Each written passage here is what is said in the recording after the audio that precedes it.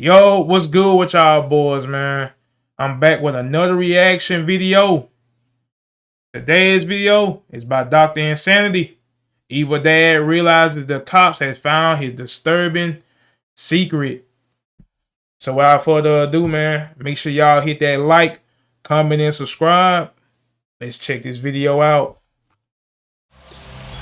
She's not back yet? You mind if we take a look in her bedroom? Has she ever disappeared before? She doesn't leave without my permission. She doesn't not text me when I text her. What does she normally take with her when she leaves? A book bag, her phone. Her phone's not in here. Not that I've found. I was going to talk to you with that mom around. Arguing here last night, or I mean the night before, anything, any reason she would leave? No. Okay. There's a rumor going around, people telling us that she was afraid to come home. This is the moment Andy McCauley realized police were on his trail. Just hours earlier, his girlfriend's daughter, Riley Crossman, suddenly went radio silent, and police were quickly called to come and investigate. At first glance, it looked just like a messy teenager's bedroom with nothing out of the ordinary. We're gonna get to this dirty ass room, but hold on. Her stepdaddy ain't killed her ass, I ain't gonna lie. Stepdaddy has bodied her ass. This room dirty as shit. I ain't gonna lie. I'm gonna spare her though. But her stepdad didn't pack that ass up. I already know how this finna go. He ain't pack that ass up. But as the officers scoured through the clutter, unsettling details began to emerge. This was her book bag. Debbie said she wore it, but she said the kids already went through everything. Tony. Squatty. They would find items that a teenager might typically take if they were planning to run away. But as they begin to look even more, they start to notice blood. Blood was on her sheet, and more was found on her comforter. The cops were now certain. Yeah, the stepdad already, he ain't killed her. Either the mama know too, or the stepdad did it by himself. What this happened? 2019, he ain't killed her. They ain't finding blood. You should already know what went down. Somebody went missing. They found blood in their room. Somebody ain't got killed. You already know. Stepdad ain't killed her. That foul play had occurred, and It'll surprise me if he didn't, but I'm pretty sure the stepdad didn't kill her. something terrible happened to Riley. He probably all worded her, took her somewhere and killed her. Ain't gonna lie. He all worded her, took her somewhere in the woods and killed her. Now he all worded her, then probably killed her there and took her in the woods and buried her somewhere. This is how it's finna go. As they try to piece together the puzzle, police find themselves entangled in one man's web of deceptions and twisted lies, all crafted to conceal his one single disturbing secret. On May 8, 2019, dispatchers received a call from a concerned woman reporting the disappearance of her 15-year-old daughter, Riley Crossman. As officers arrive at the scene, they come into contact with the caller, Chantel Oakley, and her boyfriend, Andy McCauley. What's going on, man? Haven't seen you in a long time. It's been a while. Any word? You mind if we take a look in her bedroom? Has she ever? That nigga Andy don't even look. He looked no good up to no good. I ain't gonna lie. Andy, he looked up no good. I ain't gonna lie. Andy ain't got real handy today. I ain't gonna lie. He ain't got real handy and put this girl in the body bag. Disappeared before? She doesn't leave without my permission. She doesn't not text me when I text her. This is the only mirror we have like this, so I came in yesterday morning, and I don't remember that being there. And especially her glasses, because this is not exactly the way it was. I've been in here digging and looking to see if there was a note or anything like that. According to Riley's mother, this was unlike her, and she wasn't one to run off without telling anyone. A quick search of her room revealed that her belongings were untouched, except her bed, which was covered in bloodstains. This was highly suspicious, so officers quickly took a sample and sent it off for DNA testing. But for now, officers need to gather as much information as possible from people who last saw Riley, so they decide to question Andy about his whereabouts that day. Just gonna talk to you with that mom around. Arguing here last night, or I mean the night before, anything, any reason she would leave? No. Okay. There's a rumor going around, people telling us that she was afraid to come home. I don't know if that's, you know how people go sometimes. But that was nothing like that. Okay. So, She wouldn't have to be her. I mean, they're right. They ain't like that. It's never like that. he says, nothing. Nothing. Yeah. Her mom wasn't even home. Right. She's at work. No, you. They said that she got an argument with you and No. they didn't want to come home to honor her. She was you can ask your grandma. She was here doing dishes and everything. Her grandma was here till 7:30. Okay. Debbie. Right. Yeah. When's the last time you saw her? They already on the Andy. They all he stuttering and shit. Yeah. Like 9, maybe 10ish. At night? Yeah. And what context was that? Oh, she was here in the house. She went to bed probably. Well, I don't know what time she went to bed, but all the kids were in the room by like 9:30. Did you see her leave in the morning? No, I left I got up 4 o'clock in the morning. That was 5. Okay. Go to work. According to family and friends, Man, get this bullshit off my. Is a vast. Andy was never an early riser. In fact, when police interviewed one of his colleagues, Johnny, he stated that he had to go to his house and repeatedly call him to wake him up. But on this particular day, things were different. I'll call him and see if he's up. So that morning, do you remember if you called him or he called you? Wednesday morning. I want to say he called. But this was not the only strange thing about Andy that day. He also told police that he was at work all day, and when cops interviewed another one of his colleagues to verify his alibi, they found out that Andy had left work and was gone for nearly 5 hours. Oh shit, his colleagues ran him out. Oh shit. Andy said he was at work. He went to work at 5. Oh man. And when cops interviewed another one of his colleagues to verify his alibi, they found out that Andy had left work and was gone for nearly 5 hours. And he gets back at roughly, It's probably 2:45. So he was going a while. 4, almost 5 hours. Because of this, detectives now know that Andy hasn't been completely honest with them so far, at least about staying at work the full day. This is very clearly a red flag and means that he's trying to hide something from them. But Andy might not be the only one hiding something, as officers would find out when they decide to look into Riley's boyfriend, Hayden. For the last 8 months, the two reportedly FaceTimed every night, so officers believed that if anyone was in contact with Riley the night before, it would be Hayden, and he was soon called in for an interview 2 days after Riley went missing. Can you just tell us when you were last FaceTiming? I was actually talking to her about the DC trip that was going on. And do you know exactly what time? 10:30-ish. On the night of Riley's disappearance, it just so happened that Hayden deleted all his messages with Riley because he did not want his mother seeing them. This is why detectives could tell that Hayden knows something. Yeah, he knows something. He knows something. He deleted all the messages and shit. Niggas be bots.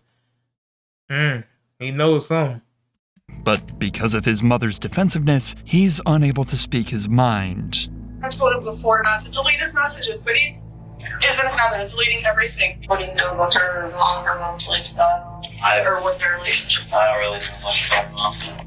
I feel like she just isn't a responsible person.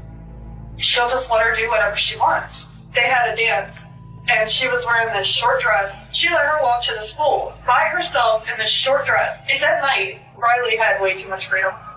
Although this interview was not too fruitful, it pushed Hayden to come forward with a crucial piece of evidence afterwards. A series of disturbing text messages that Riley sent to him the night before she disappeared, saying that Andy was in her room and that she was scared. Immediately, all suspicion was free. Oh shit, they ain't dug some shit up on the Apple Watch.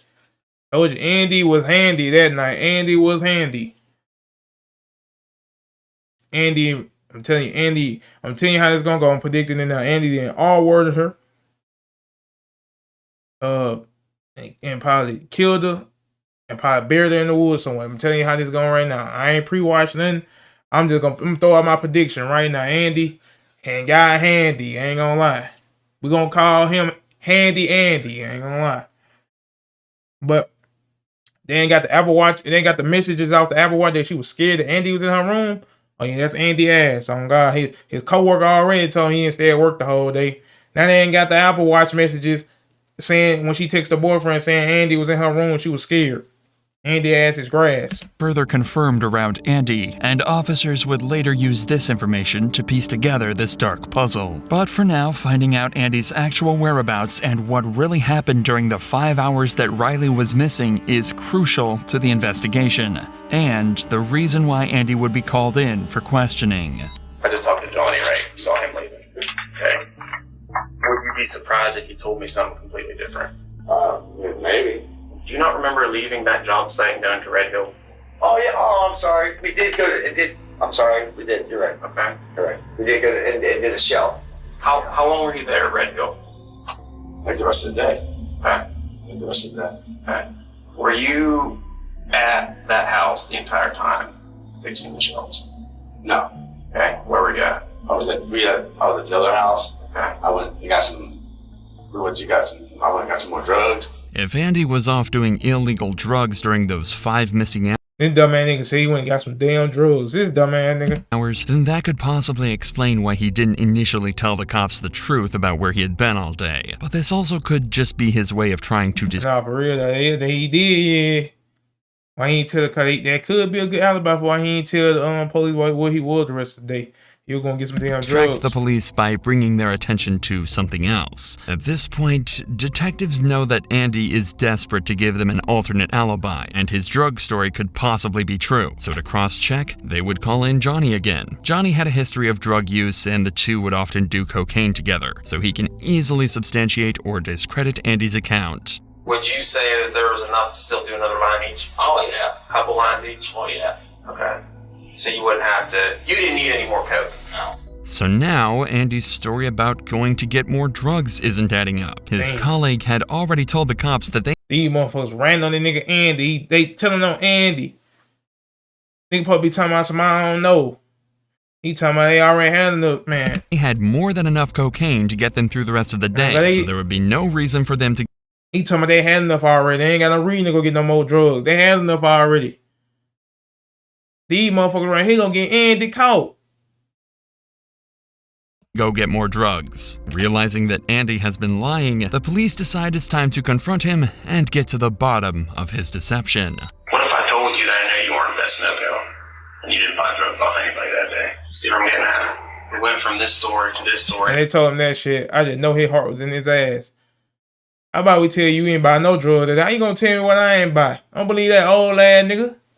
Now we're gonna get a third story. This is one of these times you really need to think of what you're telling me.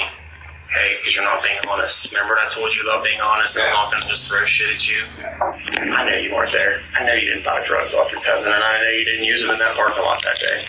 I would be like, how you know? Don't believe what that old ass nigga telling you. How you know? How you gonna tell me what I didn't buy and what I didn't use that day?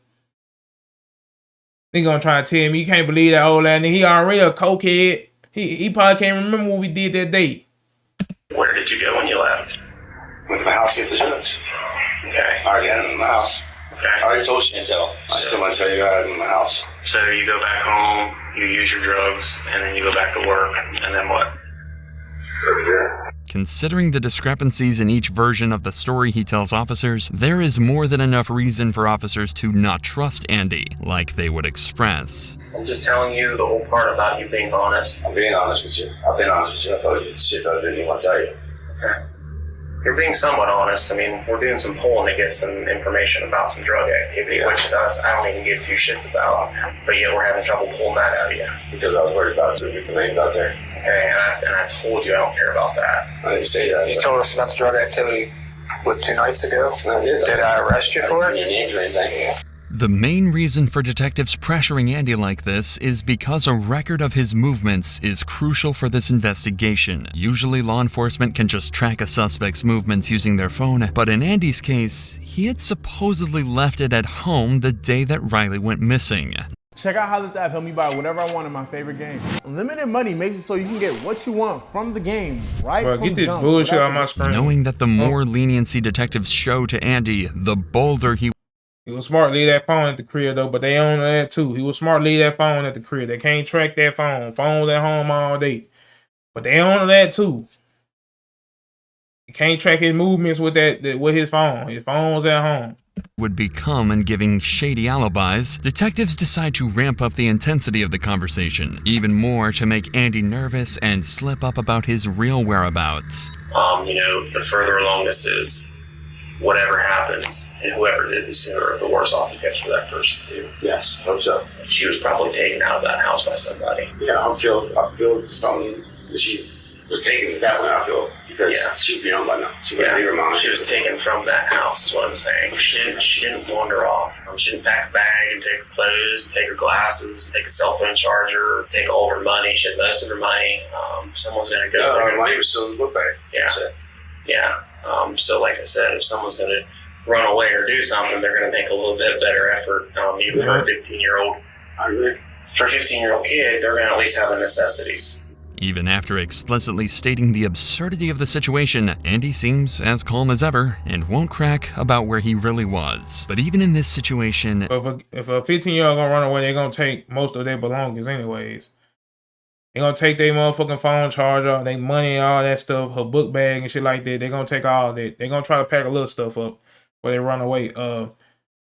They pretty much got this in the bag, cause like one, they got the text messages off the Apple Watch saying when she was texting her boyfriend saying that Andy was in her room and she was scared. So boom, they already got that shit. The fucking time, they probably still don't believe that shit when he was gone for 5 hours from the job. They own this shit. This nigga gonna crack. Andy gonna crack. detectives have one piece of evidence that would cause the pressure to mount on Andy. The texts that Hayden had showed them. Yup.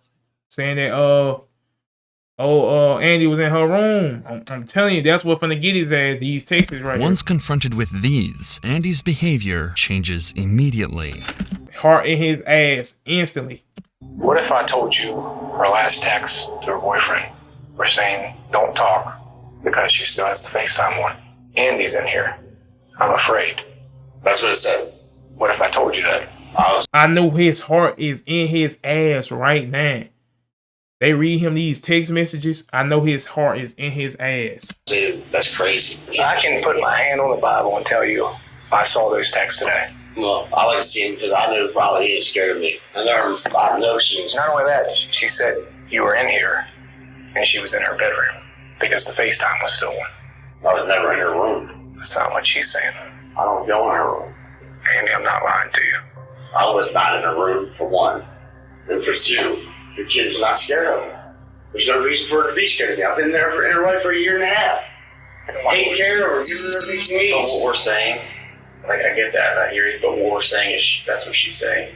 I know his heart beat. Obviously, to her, he's afraid of something. The walls are closing in on Andy probably be yelling at that girl, probably be hitting her in some more shit, bro. How he been here all life for over a year and a half. He probably doing all type of crazy shit to that girl.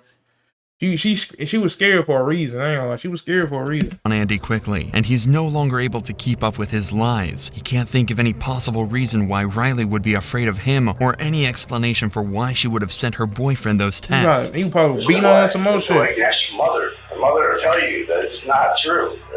There's no I'm way. telling you, I read that with my own eyes today. I don't know.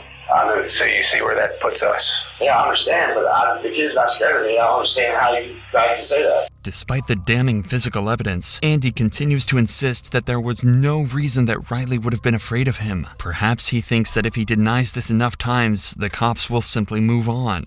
That she's not. That's your grandmother. That's your mother. That's what she is saying. She's saying that's why we're saying that. We don't know what goes on behind closed doors when, you and Chantel are there, or Chantel and Riley are there, or we don't know, okay? But obviously, in her mind, she's afraid of you. Yeah. Would you agree it doesn't make sense? It doesn't make sense at all. So does she have any reason to say that? No. Then why would she say that? Oh, no. At this point, the cops have given Andy an opportunity to come up with any sort of explanation at all, or even a lie. This would have been his chance to point towards something that may have happened in the past, even as simple as a disagreement between the two of them, as a possible reason Riley would have written these things. But Andy is not taking the bait. Is she vindictful towards you? Does she hate you? No. She don't hate me. She f***ing loves me. That's what I'm asking you. I don't know that. Does she argue with you? No, ever. We have Never cuss at you, curse you out, nothing? Never, nothing. In 1.5 years, nothing. Okay, so it sounds like to me she does love you so heartedly. Yes. Okay, so why would she say that? I don't know. In 1.5 years, we have not. This nigga did something to this girl before. They ain't got into it or something before, but she wouldn't say that for no reason. He can't come up with no lie for that. They ain't got into it before. She's scared of him for a reason. I had one conflict. Okay. Me and the boy, yeah, we have. But there's never been anything, like you said, a year and a half or the last several weeks, several months, several days, nothing that's you're like, oh yeah, I forgot about that one time she wanted this and I told her no. Maybe she got mad and she's nothing. With all else failing, Andy would attempt to try and convince the cops that he shares the same sentiments as them. But you see where that puts us, right? Yeah, I understand. I understand what you guys are. I'm not mad that you guys are doing your job. I mean, that's the last message he has from her. I'm not mad that you guys are doing your job. I think you do your job, but there's nothing I can think of. He wants to do our job. That's what we're doing. I'm asking your job. I'm not mad. You guys don't. Guys, I think he's a little pissed off, but nothing. There's nothing I can think of. She would be mad at me for, or she would be upset with me, or scared of me, or anything with me. You didn't go in that room? No. She still had FaceTime one too. Okay, well, I wasn't in that room. The cops lacked probable cause at this time to arrest Andy, but there is one piece of evidence that is about to change the course of this entire investigation. It was around this time that the lab results on that blood sample. Yeah, how you gonna explain it? How you gonna explain this blood though? We need an explanation for this blood on these sheets. Would finally return, and it would be an exact match to Andy's DNA. But that's not all. They also learned that the blood they tested was also mixed with saliva. This made the cops suspect that Riley's face may have been forced into the pillow in an attempt to keep her from screaming. This is an important development, but they still haven't located Riley. Wait, what they said? So the blood was his? Let me see. It was around this time that the lab results on that blood sample would finally return, and it would be an exact match to Andy's DNA. But so if it's his blood, hold on. That's not all. They also learned that the blood they tested was also mixed with saliva. This made the cops suspect that Riley's face may have been forced into the pillow in an attempt to keep her from screaming. This is an important development, but they still haven't located Riley, and they need to find more information about. So if that's his blood and they trying to say that's her saliva in the fucking blood too, did she bite him or something? Where Andy was during those 5 missing hours. Luckily though, all of that can be answered in the CCTV footage that captured all of Andy's movements. There were cameras attached to a nearby high school that captured Andy McCauley leaving his work site. That was the starting point of the investigation for the cops. They knew the direction of his travel, including the fact that he was on Route 9. An eyewitness who knew what Andy's vehicle looked like was able to confirm that she saw his truck backed up into the driveway of Riley's home in the middle of the day when he should have been at work.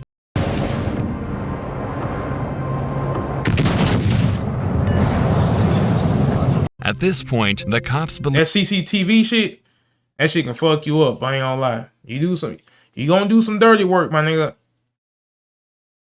That CCTV gonna fuck you up.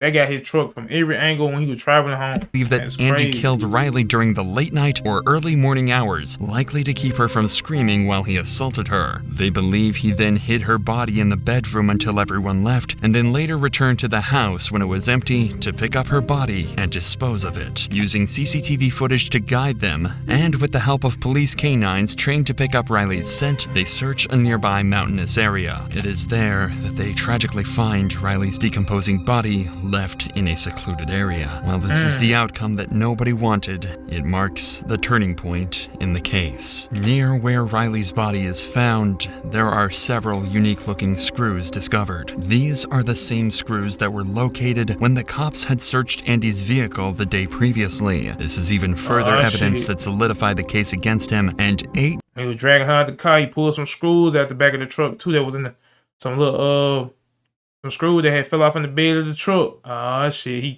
cooked. He threw.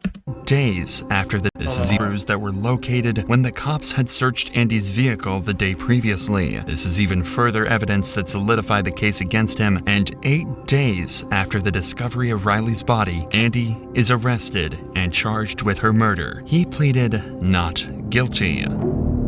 In the trial, Andy's defense argued that the prosecution failed to provide a clear motive or definitive cause of death, as the exact cause could not be determined due to the body's decomposition. Despite this, the jury found significant evidence linking Macaulay to the crime, such as the presence of drywall mud on Crossman's body, which matched the drywall found in Macaulay's truck, and inconsistencies in Macaulay's statements matched the drywall found in Macaulay's truck, and the presence of drywall mud on Crossman's body, which matched.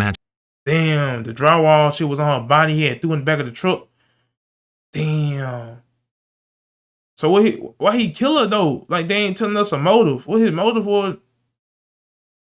Damn, he cooked. They ain't gonna lie. The screws that was in the back of his truck were found there where he put her body at. They trying to say the drywall that's in the back of his truck right now was found on her body too, and when he was dragging out the truck, oh yeah, he cooked. Matched the drywall found in Macaulay's truck, and inconsistencies in Macaulay's statements about his whereabouts on the day of Crossman's disappearance. The jury deliberated for about 4 hours over the course of 2 days, and decided that the monster who murdered Riley was none other than Andy Macaulay. We, the members of the petit jury, as what the motive was, though, his motive was. Find the defendant, Andrew J. Macaulay Jr., as follows. Count 1, murder. Guilty of murder in the first degree. Finally, justice for Riley had been served. The only thing left was for Andy to be sentenced. The judge presiding over the case sealed his fate by giving him 2 life sentences. He will never see the light of day as a free man. He through. He ain't getting out of that. He through. Man ever again. And most importantly, he will never be able so he to got charged seal with his fate. He got charged with first degree murder, concealment of a body, death by child abuse. By giving him 2 life sentences. He will never see the light of day as a free. He got 2 life sentences in prison. Damn, he gonna die in that bitch. That's crazy. Man ever again. And most importantly, he will never be able to hurt another innocent child. That's crazy, man. That nigga ain't killed this girl. That's a 389 dispatch. He ain't killed this girl, man. They ain't never tell him what his motive was, though, but he pleaded not guilty, so he still got 2 life sentences. That's crazy. But RIP that girl, though, man. That's the video, though. So make sure y'all like, comment, subscribe, man. I'm gonna catch y'all in the next one, man.